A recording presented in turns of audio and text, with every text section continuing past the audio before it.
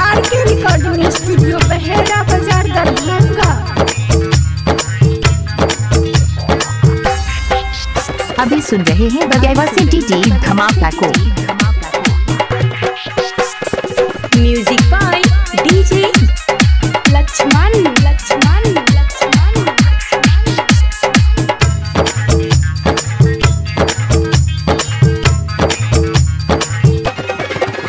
एगो चुमा तोरा ले लियो तो छोड़ी जेल कर देलही गे।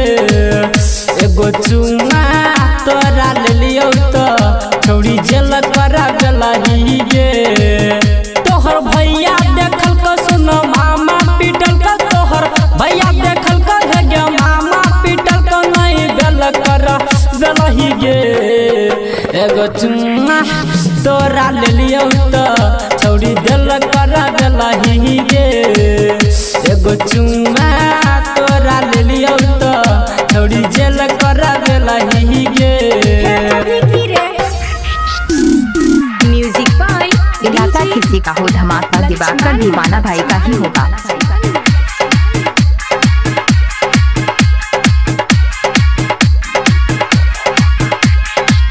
आरके रिकॉर्डिंग स्टूडियो बहेरा बाजार दरभंगा।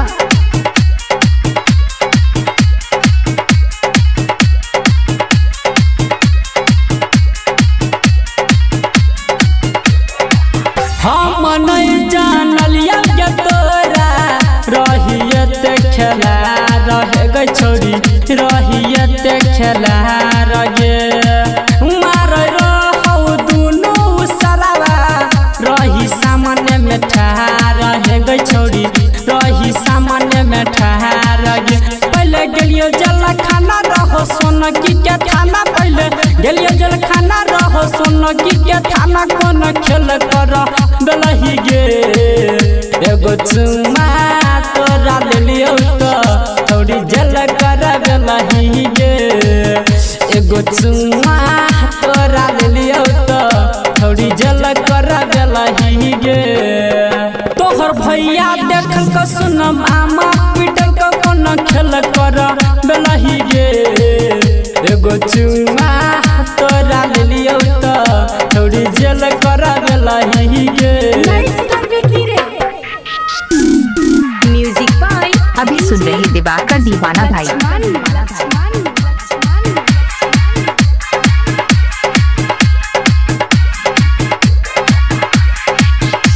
आरके रिकॉर्डिंग स्टूडियो बहेरा बाजार दरभंगा।